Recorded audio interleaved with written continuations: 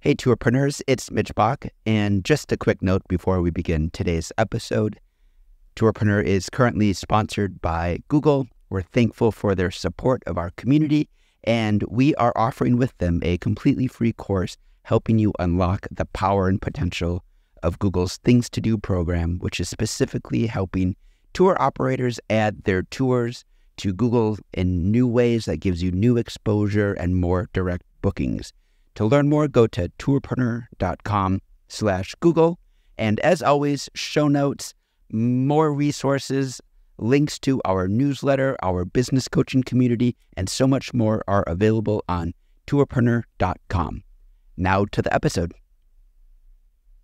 Okay, thank you so much for joining us. I am Kelly Lewis, and I am so excited to be launching this new podcast for the Tourpreneur community, talking to women entrepreneurs in the travel space.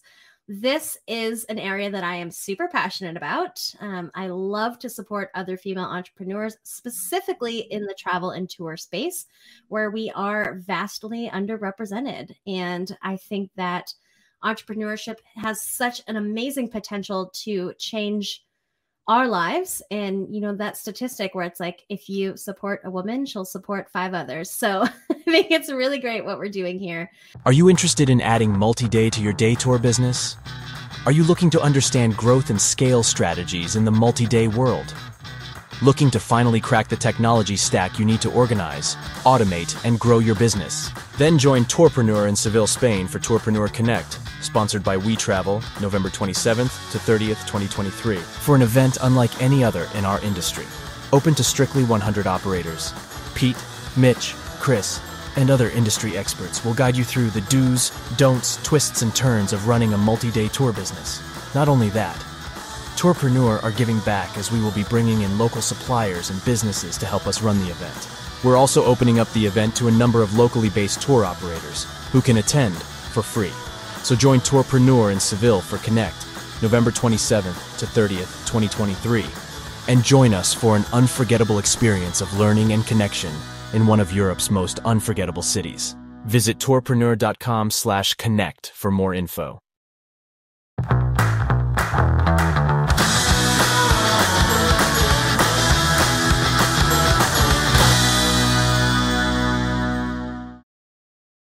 And I'm so excited to have our first guest of this season, Justa Alujiangana. I'm going to say that one more time. Justa Alujiangana of Curious on Tanzania. Justa, thank you so much for joining us today. Thank you so much. I'm super excited to be here. I think it's almost like 10 years in the making. So I'm happy to have this one-on-one conversation with you. It really is. I am so excited about it. And I was saying earlier, you know, I just really want to know more about your business, but more specifically about you. So could you give us an introduction to you and a little bit about your background? Oh my God, where do I start? I feel like I've been going for the last 10 years. I've been going on this roller coaster. But I am Justa Alujiangana. I was born and raised in Tanzania, East Africa. I moved to the United States at the age of 12. And from the age of 12 until now, I kept on missing my home country. But while I was here in the US, my mom always embedded into us not to ever forget home. And we did everything Tanzanian in the house, including if you look at the background of my apartment, it's all Tanzanian. But she always reminded us of who we are, where we come from, and never to forget it, and always to find ways of how to give back. So I did a lot, including from like showcasing our culture, from dancing to doing a little bit of like drama, to like just going anywhere where I could be able to share more about our cultures from Tanzania and more about their country. I was that person who was always wishing to do, because my mom was the first ambassador for us to always remember where we come from. So everything I do is because of like my mom instilled into this into us, like you must remember where you come from. And so from there, at the age of 12, moving to the United States and meeting this, like it's a melting pot of like cultures from everywhere. Like you have the Caribbeans who are coming up with various cultures. you have people from Europe, you have people from like the Philippines, let me say, from Asia, people coming from everywhere. And when you come to New York, you're able to meet all those people. So being immersed in all these various cultures, I kept on looking around and I'm like, where is Tanzania? Like, I just hear everybody saying Africa, but like Africa is a continent. It needs to be dissected, and these stories need to be told. And like our mom again kept on saying to us, like, Tanzania, Tanzania, you have to remember your culture. I came here when I was young. I could have forgot about all about who I am, my culture and everything. But since my mom embedded into us that, and she was the first ambassador in my view, I felt like I needed to take that light and just keep on passing it on. I had to take the responsibility of saying, hey, I am Tanzanian, and my mom always reminded me that. So I have to keep on passing on the torch. So that's where like kind of like my whole curiosity kind of like comes from. I went to school and I became a clinical dietitian. I did all the way to my master's degree. And while I was studying nutrition, I always still had that quest of like, I want to give back. I thought it was into like the nonprofits, because there's a lot of nonprofits that come into Tanzania or like all over Africa. So I thought that was the journey that I wanted to take. And then I went to study nutrition. I did nursing first. And then one of my patients ended up kicking the bucket. And I was like, oh, can't be working on dead people. This is not my career. Switched it to nutrition. If you could eat, I could feed you. So like became a dietitian, a clinical dietitian, did it for almost like 5 years. And still I was working like my 9 to 5 was way too stressful, way too much work. I only had 2 weeks of vacation to be able to go back to Tanzania. I was still not fulfilling that quest of wanting to give back. And so I put nutrition on the side, and my uncle introduced me to the world of tourism and opened my eyes to the world of what, when the tourists come to Tanzania, what they see, which is the safaris, which is the beautiful Zanzibar, which is climbing Mount Kilimanjaro. But then there was still that quest of what's next, what is. When I came back, a lot of people were asking me that, like, we want to experience the country the way you know it. So then I started going back on the scratch board, like, what is. So I've always been curious. I've always wanting to know. And so that is my story of like my curiosity mixing with my mom, mixing it of wanting to find a way to contribute. I love that story as an origin story because it's such a beautiful testament to your identity, finding and discovering and sharing your identity. And also it's very clear you are driven by a need to give back, like even choosing nursing and dietitian as professions. I think it makes perfect sense. So when did you start Curious on Tanzania officially? I think I started it almost like maybe I think it's 10 years now. Like I remember when I came to the Women's Travel Fest, that was my first festival, like a travel festival that I went to, and I only had like small information. But then I had to prove a point. Like, listen, I'm gonna go into the travel industry. Let me just present myself, whatever I have, and see where it's gonna go. So I think it's been almost like 10 years, you could say. And how did the business evolve over the past 10 years? Wow, there's a lot of pivots. There's a lot of learning curves, which sometimes I'm like, what am I getting myself into? The first was acceptancy. Just being able to accept that I'm going to lead this boat and I have to put all my energy into leading the ship. And just blocking out all the noise, because I did have even up to family members, some family members extended, who were saying, why are you showcasing the country like that? Why are you talking about this? Why are you showcasing this culture like this? You are not supposed to do that. You are not supposed to do this. But I had to find a way of kind of like, still had to follow my intuition. And I still had to kind of insist, because there was this craving of that I had that was built all the way from my mom. I had to fulfill it and I couldn't ignore it. But there was a lot of sayings on the back end, which I had to kind of block off all that noise. And by me immersing myself into the different groups that had like travel related to it or like business related to it, that kind of gave me that energy of wanting to seek more and continuing more on building onto that quest of learning about the travel industry, because I did not know the travel industry existed at all.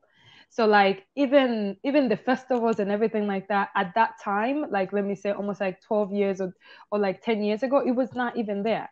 So you're working from scratch. And then the base that I had was when my uncle introduced me to the tourism industry and made it very clear the Tanzanian tourism industry is basically safaris and Zanzibar. And that's the product that was being sold. And that's the product that's actually still being sold.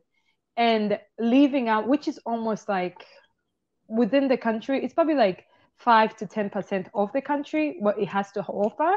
But then there's that 90% of experiences that I feel like is not being offered.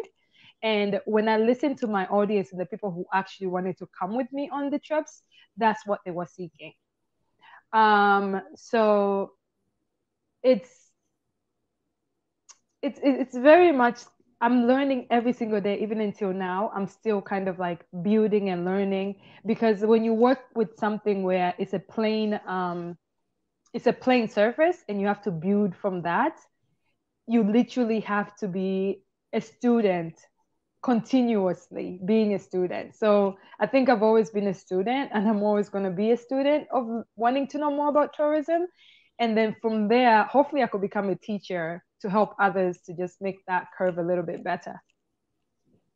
I really love what you said in everything that you just said, but I'm really thankful that you shared, that you had to get past the naysayers and people who were saying like, well, why would you do this, right? If Tanzania is known for Zanzibar and safari, why not just leave it there?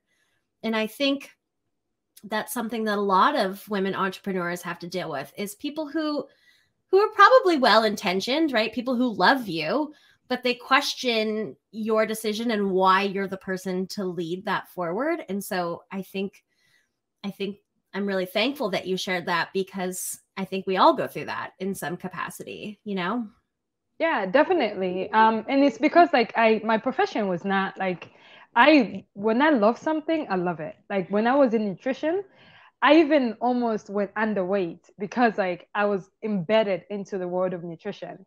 So like me being able to just leave it, I think some people were not ready to accept that now I want to like turn my career, like leave my first career, entering into my second career, which is very unknown.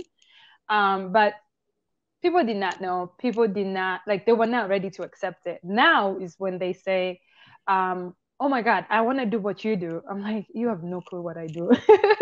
So it's those things where sometimes as an entrepreneur, you just have to listen to your intuition, and you just have to be around the people, or surround yourself with the people who help you to get to that next level.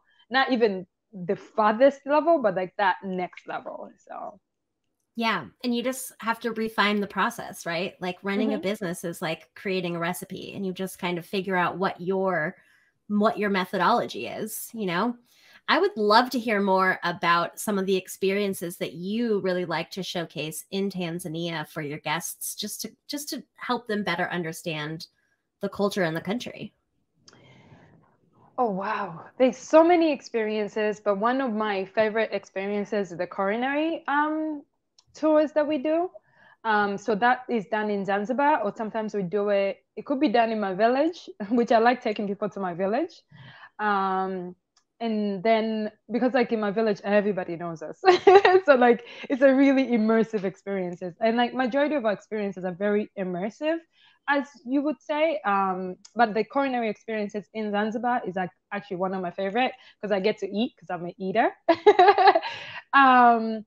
From learning about the spices, to walking into the various like villages where the spice farms are, and picking up the actual spices, or going to the markets right next door to it to be able to buy the spices, after learning about those spices, how they grow from its roots, or the leaves or the seeds, to taking those spices and going to a nearby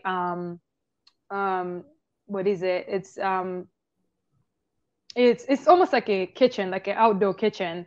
And then from there, using the spices to incorporate it into the various ingredients or the various foods, and you actually get to smell as you grind it, as you do everything, you get to see how everything is made, up to the point of you taking your spoon and just biting into that food that you made yourself. That is an experience of like, it's really like it takes you through the whole journey. And especially, let me say, for example, a person who's coming from the United States, where you don't even know, like, for example, cassava, which is, or they call it juca, which is a root vegetable. You have no clue how it's grown, how it's cooked, how can you incorporate the various seasonings into it to make it into like a dish. When you go in just like 2 hours or so, you could learn so much about the various foods that are available. And then when you come back, you could go to either like a Caribbean market or like anywhere where you could find these foods, and you could cook it for like your family. I feel like that's one of like culinary classes or cooking classes are one of the best experiences that you could ever go on. Absolutely. Yeah. And I actually just I just bought into a business where we want to kind of like advance the culinary experiences in Zanzibar. So I bought portion of the farm. That's so exciting. No, and I Yeah. love it. And like, I want to go to your village. You know, I'm loving, like, I think it's so powerful when you can showcase a place that only you know in the way that you know it, right? Because each of us have different perspectives. And there are a lot of people from Tanzania, of course, but no one that has your lived and learned experience. Oh yeah, definitely. In my village, my dad lived in my village. He like even my dad was 25 years older than my mom. So when we moved to the United States, my dad ended up staying in a village. And we always wondered, like, why is my dad in a village and my mom in the US? But my dad died before the pandemic, which was 2 years ago. And every single year before he passed away, it was almost like a must. You must go see your dad, and my mom would send us off. You must go straight to the village. And when we got to the village, my dad would send us off again. He's like, you have to go say hello to all of your neighbors. So we will go to all of our neighbors, and you always have to take them a gift. Sometimes it's sugar, sometimes it's like rice, sometimes it's like all the commodities, because sometimes all the way deep down in the village, maybe somebody has not easy access, especially when they're older, they don't have access to go pick it up and bring it. But when you come, you never come empty handed. So my dad, the last 2 years, he was not able to walk to go there, but he would send us again to go. So we used to go from neighbor to neighbor to neighbor, say hello to all of them, say who we are, the kids of like Mr. Alujiangana, we are here to greet you, and we got this for you. But that giving the gifts, it was almost like, this is what we harvested from where we are, and we are coming to present this to you. So at least you get also to celebrate our harvests. And then vice versa, when we go to visit them, if they grew like any beans or bananas or anything that they planted themselves, they will share that as gifts back to us. So we'll take it home. That's what we'll be able to eat. But by doing that, my father had the intention of like, never forget where you come from, and also your connection with your community. You always have to stay connected with your community. So now when I go back home, it's very my neighbor, they actually know me by my personal name instead of them knowing me by oh yeah, you're the child of, but now they know me personally. And that generation of like me, like right now, like last month I was in my village. I don't have to wait for my mom to be able to go to my village, or my dad who passed away. I don't have to cut off that connection because I have my own connection now. So that's how like both of our parents kind of like had us still embedded in there. So now when the guests come to visit or when they travel with us, it's like we already had that built-in connection, and I already know like all of our neighbors of neighbors of neighbors, we all know them, and it makes it an easier way to kind of be able to immerse yourself within like our culture. So that's how the full circle is like. That is so beautiful. I love that so much. Do you have to do a lot of like preparation when it comes to preparing your guests for what Tanzania is going to be like and what their experience with traveling with you is going to be like in particular? A lot of preparation. I don't know if it's a lot of preparation because I live the life 24/7. And so when you travel with us, you literally know you're going to get yourself immersed in the cultures. Like even our social medias, usually I post like regular stuff that we do.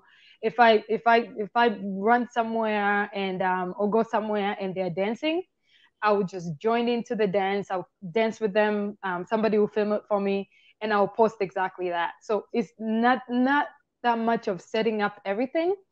But like when our clients are coming, of course, getting your visas, like all the typical beginning stages of how to be able to travel, those are given. But like when it comes to the feeling, we just make sure, especially at the airport, a lot of people usually have a lot of feelings that they hold in. So when they arrive at the airport, it's like you must, even I tell my guides, I'm like, we must welcome them in and make sure this is the beginning of their journey and promise them they'll have a great time. Yeah, I think that's such a critical point. Like I always say, arrival is like a trapeze, right? And it's like the moment when they let go and they're expecting you to catch them. And I think there's so much fear, specifically from US-based travelers who are traveling to places that they've never been, you know? And I see this a lot when we go to the Middle East, and I see it a lot when we go to Northern Africa. And I'm sure East Africa is the same way. They just it's a different culture and they don't know exactly what to expect. But oh yeah, a lot of people. I mean, even for me, when I first made my official first trip to go back to Tanzania, because I think we probably had like 10 years in between of not traveling back home. But that first initial visit, I think I probably had 15 people waiting for us at the airport, but this is typical of Africa. When people are arriving, everybody goes to the airport to pick them up. When you're exiting, everybody's at the airport to wait for you. So those are the same measures that we take when we are receiving people. Like if I'm able to make it at the airport and say hello, because I'm like in Tanzania 75% of the time, and most of the high season, I'm usually in Tanzania. So I could be able to make that, hey, welcome. And then they take them off and go without team and everything. But like, because that's the same experience that I got, or I keep on getting, and I know how it makes me feel. So travel has a lot to do with how you feel. So if you feel a certain way, trust me, especially when you're a small like entrepreneur, a small business, you want to make sure you pass that feeling on to your guest. A good feeling, of course. You always make sure that. Like, so the feeling of how I felt when I was getting picked up at the airport, it was like, okay, I haven't been here in 10 years. I've been seeing a lot in the news on what is happening all over Africa, safety and everything. In the international news, this is what is curated, and this is the news that's being told to you. The curated news doesn't mean that's how the whole country is, but it's just how this news is put together. So that's where you build your fear from. But then when I was able to see my whole family there waiting for me and embraced me in joy and happiness, it was like, okay, everything will be okay. But if you have the opposite at the airport, it will be like, okay, what is happening? I need to go back right now. Yeah, absolutely. What do you think are some of your greatest lessons learned as an entrepreneur and an owner of a tour company? I think when you have a passion, it's just like, just go for it. Just go for it. Take it day by day.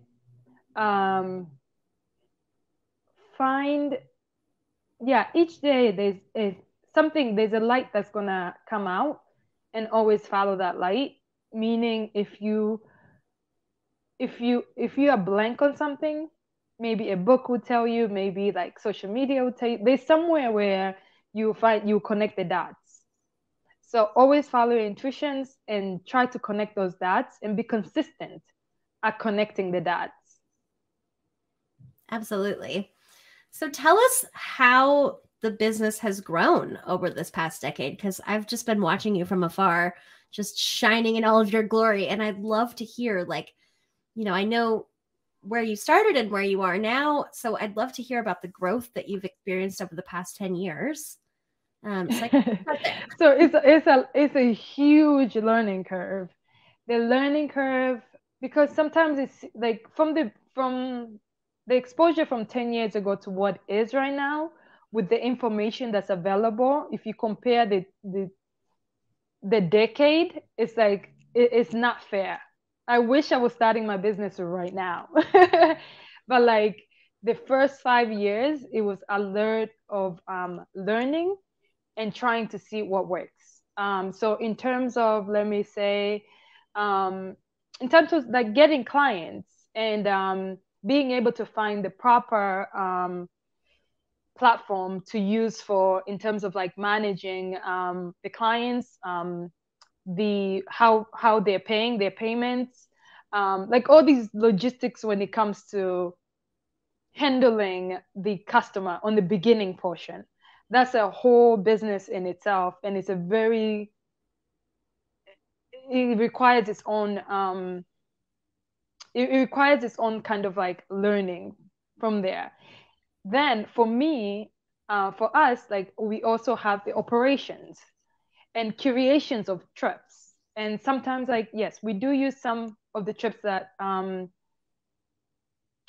provided, but then we always have to create a lot of trips from ground up. So finding staffing, finding creatives, finding like all these logistics, all of that had to come into place.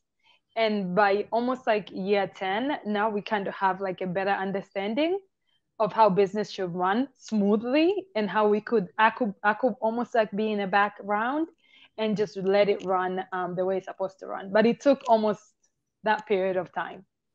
Totally. I look back at some of the first tours that Damesley ran, and I just am like, oh God, it's so embarrassing when I think about things, right? Because you learn as you go, and you can't get it right in the beginning, you know? No, you can't get it right. And there was like, for example, one of the things when I was speaking to some of the clients, I'll send them itineraries and they just run off with it.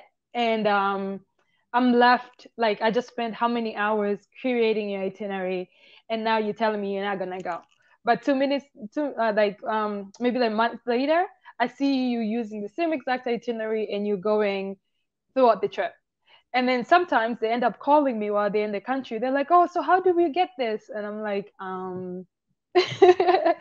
So it's definitely a learning curve. It's definitely, you have to put some policies in between. You have to know how, whenever I fall, I always think of a way, how do I make this experience better?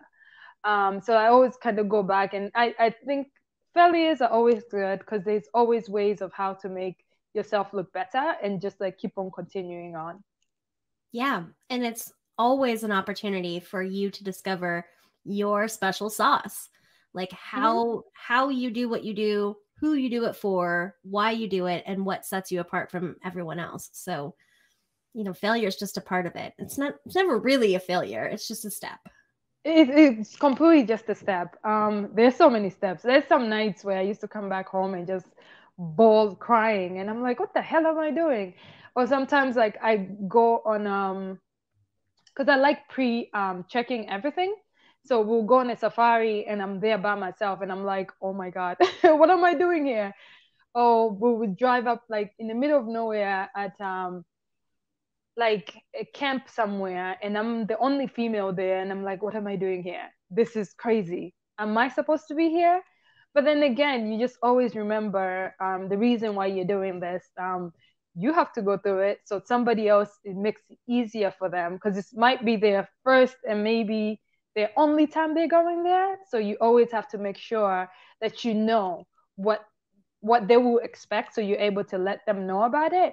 And and so they don't end up in the same mistakes as you. That's why you're there. You're there to kind of make sure everything is smooth, everything goes nicely. So you have to do the work as a tour operator or as a DMC. Like, I have to know. Like, I could take you through an experience with my client. I'm here, like, for example, if I'm here in New York and my client is traveling right now, I know exactly what they're gonna go through all the way through. I even probably know all the guides behind I even know probably the chef, and I probably have the contacts of the chef that I could be able to contact and be like, hey, my client is not feeling good. Can you be able to surprise them with this and this and that? And out of nowhere, the guests will think it's just magic happening. But then it's because I have that personal touch in the back. It kind of is magic, right?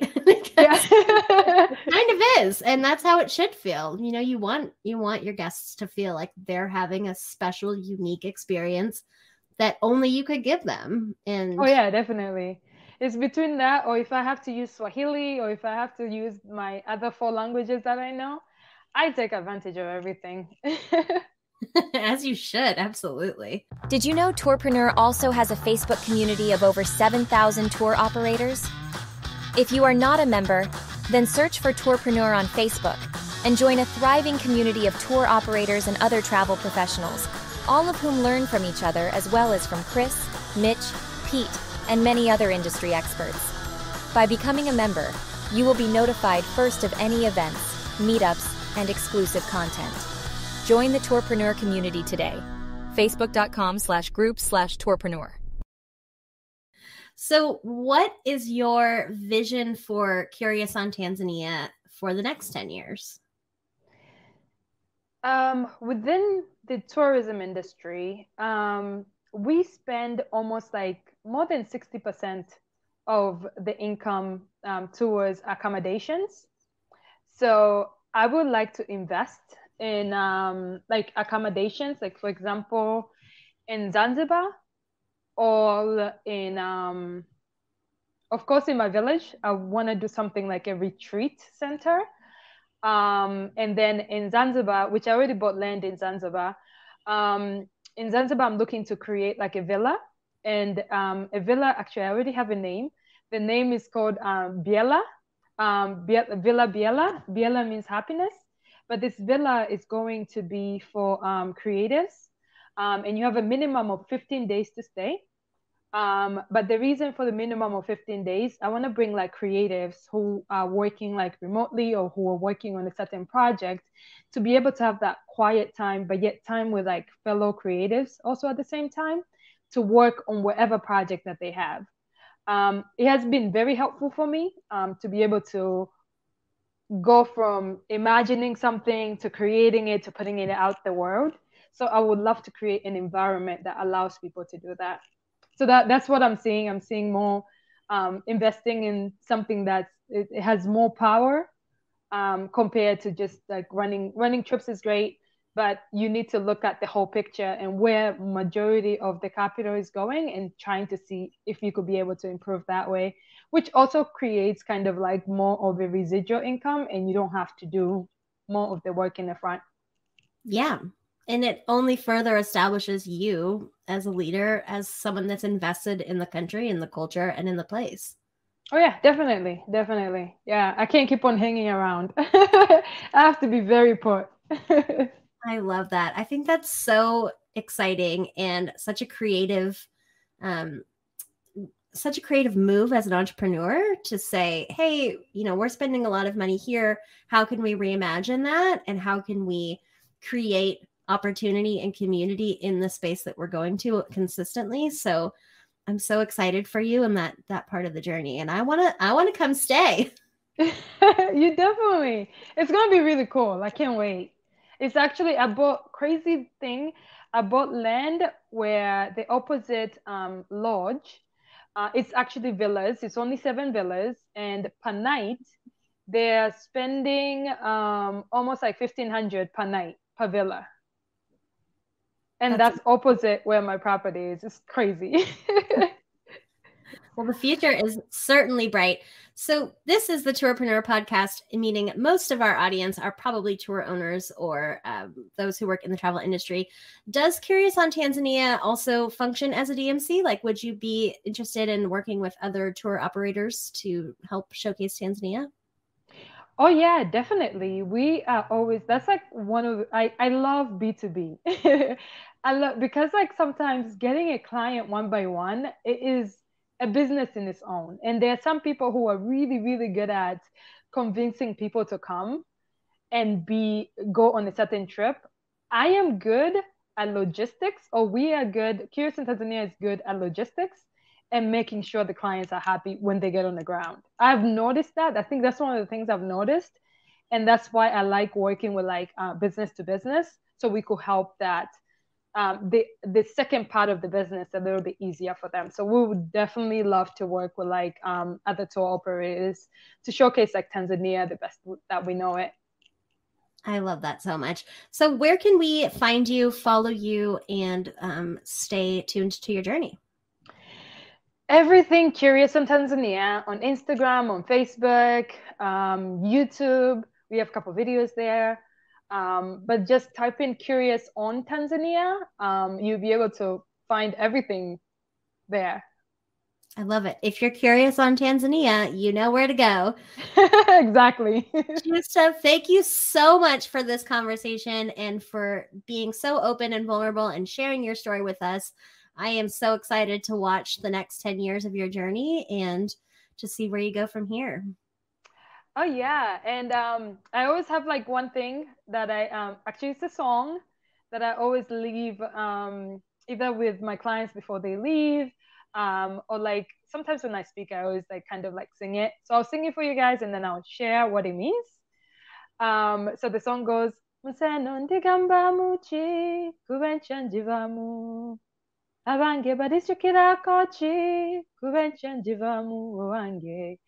song is, in this world, what am I doing? In this world, how do I want to be remembered? In this world, what am I doing? And this is a song I sing almost like every morning, just to remind me. I learned it when I went to school in Uganda, actually. But it was just, it's a reminder to say, what am I doing in this world? And how do I want to be remembered? So for me, when I exit, it's like, they're going to be like, oh, she loved Tanzania. That's how I want to be remembered. So always keep that in mind. What do you want to be remembered for? And do exactly that. So when you exit out of here, that's exactly how people remember you. Oof. That almost got me in tears. That was so beautiful. Thank you so much. What a perfect way to end this conversation. Justa, thank you for your time today. And we will see you next time on the Tourpreneur podcast. Thank you.